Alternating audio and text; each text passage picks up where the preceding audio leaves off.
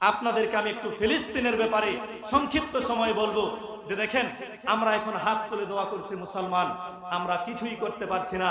আমাদের কাজ হলো, আমাদের কথা হলো যে আমাদের তো কোনো ক্ষমতা নেই, আমাদের তো শক্তি নেই, আমরা তো ফিলিস্তিন যেতে পারবো না, যুদ্ধ করতে পারবো না।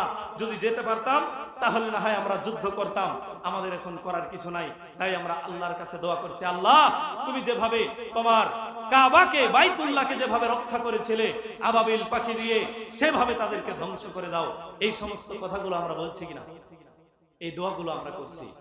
সম্মানিত উপস্থিতি, দেখেন আপনি আমি শুধু দোয়া করেই যদি পার পেতে পারি, তাহলে আল্লাহর নবীর যুগে এই মাত্র 23 বছরে তিনি এতগুলো যুদ্ধ করতেন না, শুধু দোয়া করেই কাজ হয়ে যেত। দেখেন আমাদের করণীয় আছে, আপনাকে একটু আমি সামনে নিয়ে যাই। সম্মানিত উপস্থিতি, আমরা বলি যে আবাবিল পাখি দিয়ে আল্লাহ রাব্বুল আলামিন কাবা ঘরকে রক্ষা করেছিল, আব্রাহার বাহিনীকে ধ্বংস করেছিল। তাহলে এই যুগেও তো আল্লাহ রাব্বুল আলামিন আল্লাহর ঘর মসজিদ আকসা, সেটাকেও তো আল্লাহ রক্ষা করতে পারেন। এরকম কথা আছে না নেই? এগুলো আমরা বলতেছি যে আল্লাহর ঘর মসজিদ আকসাকে আল্লাহ রক্ষা করবে, যেভাবে আবাবিল পাখি দিয়ে কাবা ঘরকে রক্ষা করেছিল ঠিক সেইভাবে। সম্মানিত উপস্থিতি, আপনাকে আমি একটু বলি, একটু লজিক দিয়ে চিন্তা করেন। সম্মানিত উপস্থিতি, যখন কাবা ঘরকে আল্লাহ রাব্বুল আলামিন রক্ষা করেন, আব্রাহা তার বাহিনী নিয়ে কাবা ঘর ধ্বংস করার জন্য গিয়েছিলেন, সেই সময় যখন তারা কাবা ঘরে উপস্থিত হলেন, কাবা ঘরের সামনে, তখন ওই কাবা ঘরের খাদেম ছিল আব্দুল মুত্তালিব। আব্দুল মুত্তালিব কে ছিলেন বলেন তো? রাসূল সাল্লাল্লাহু আলাইহি সাল্লামের দাদা। মাশাআল্লাহ, আল্লাহর নবী সাল্লাল্লাহু আলাইহি সাল্লামের দাদা ছিলেন আব্দুল মুত্তালিব। তিনি ওই কাবা ঘরের খাদেম ছিলেন, খেদমত করতেন, দেখাশোনা করতেন। তো পাশেই তার ছাগল, উট, গরু এগুলো মাঠে চলতো, সেগুলো ওই যে আব্রাহার সৈন্যবাহিনী তারা যে যুদ্ধ করতে এসেছে, যেখানে ছাগল, উট, গরু পাচ্ছে, সেগুলোকে ধরে ধরে তারা জবাই করতেছে আর খাচ্ছে। তো সেই আব্রাহার ওই ঘরের মধ্যে প্রবেশ করলেন আব্দুল মুত্তালিব। প্রবেশ করে বললেন, হে আব্রাহা, আমি তোমার কাছে একটা বিষয় বলতে চাই যে তোমার এই সৈন্যবাহিনীরা আমার ছাগল, আমার উট, আমার গরুগুলো ধরে ধরে তারা রেখে দিয়েছে, তারা সেগুলোকে জবাই করে খাচ্ছে, সেগুলো আমাকে ফেরত দাও। আব্রাহা হাসতেছেন আর বলতেছেন, হে আব্দুল মুত্তালিব, আমি তো শুনলাম তুমি কাবা ঘরের খাদেম, আমি তো মনে করেছিলাম আমি তো ভেবেছিলাম তুমি আমার কাছে বলবে যে আব্রাহা, তুমি যে কাবা ঘর ধ্বংস করতে এসেছো, এই কাবা ঘর ধ্বংস করিও না। তাহলে কি করবে? তুমি এই কাবা ঘরকে রক্ষা করো, তুমি ধ্বংস না করে ফিরে যাও। আমি তো মনে করেছিলাম তুমি আমার কাছে কাকুতি মিনতি করে এভাবে বলবে, তো তুমি তোমার ওই ছাগল আর গরু আমার কাছ থেকে ফিরিয়ে যাচ্ছ। কাবা ঘরের চাইতে কি তোমার এই ছাগল, উট, গরুগুলো বেশি দামি নাকি? আব্দুল মুত্তালিব বললেন, না, কাবা ঘরের চাইতে আমার এই উট, গরু, ছাগল এগুলো দামি নয়। আমি যখন এসেছিলাম কাবা ঘরের সেই জায়গা দাঁড়িয়ে কাবা ঘরের মালিককে আমি বলেছি, হে কাবা ঘরের মালিক, তোমার ঘর তুমি রক্ষা করো, তুমি রক্ষা করবে তোমার কাবাকে। এইভাবে আমি বলে এসেছি, কারণ কাবা ঘরের মালিক আমি নই, কাবা ঘরের মালিক যিনি, তিনি কাবা ঘরকে রক্ষা করবেন। আমি হলাম উট, গরু, ছাগলের মালিক, তাই সেটা আমি আবদার করছি। যখন আব্রাহা তার হাতিওয়ালা বাহিনীকে নিয়ে কাবা ঘর ধ্বংস করার জন্য রওনা হলো, তারা ধ্বংস করার জন্য কার্যক্রম শুরু করলো, তখনই আল্লাহ সুবহানাহু ওয়া তাআলা ঝাঁকে ঝাঁকে পাখি প্রেরণ করলেন, পাখি পাঠালেন, তাদেরকে পাথর নিক্ষেপ করে ওই গোটা হাতিওয়ালা আব্রাহার বাহিনীকে ধ্বংস করা হলো। এই ইতিহাস আপনাদের সকলের জানা আছে।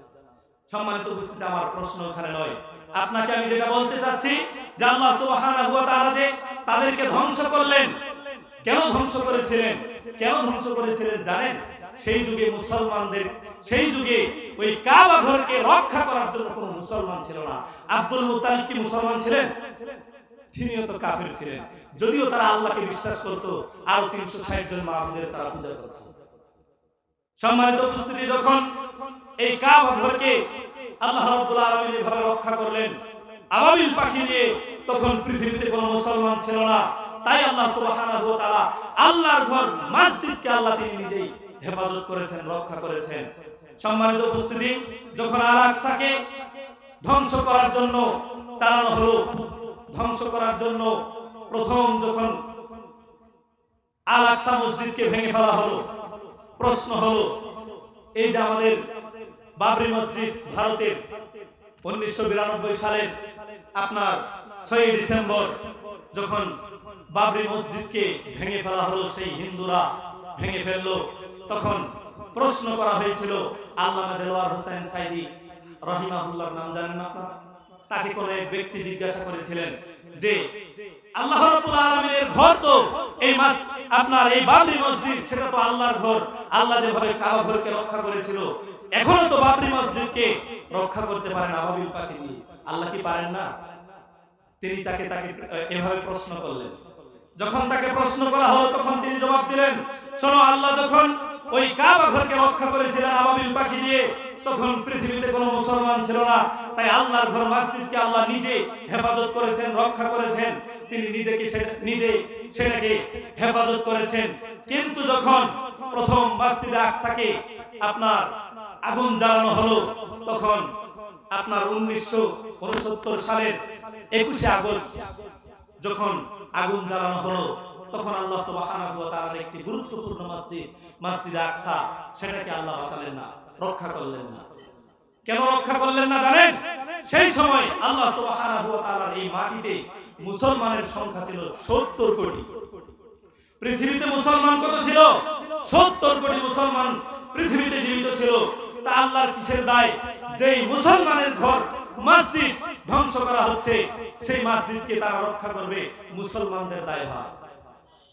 যখন বাবরি মসজিদকে ভেঙে ফেলা হলো, সেই বাবরি মসজিদকে যখন ভেঙে ফেলা হয়, তখন পৃথিবীতে মুসলমানের সংখ্যা হচ্ছে 125 কোটি। আল্লাহর কিসের ঠেকা? আপনার কোনো আমার কোনো ঠেকা নেই। মুসলমান আল্লাহ যদি বাবরি মসজিদকে ঠেকানোর জন্য, রক্ষা করার জন্য যদি আবাবিল পাখি পাঠাবেন, তাহলে আপনার আর আমার ইমানের দাবি কি তাহলে? সম্মানিত উপস্থিতি, তখন আবার দেখেন এই বর্তমান বিশ্বের যেমন আপনার চলতেছে, এই যে আল-আকসার উপরে আক্রমণ চালানো হচ্ছে, এই সময় গোটা পৃথিবীতে মুসলমানের সংখ্যা কত বলেন? 190 কোটি। এই গোটা পৃথিবীতে 190 কোটি মুসলমান থাকতে আল্লাহ আবাবিল পাখি দিয়ে আকসাকে রক্ষা করতে হবে কেন?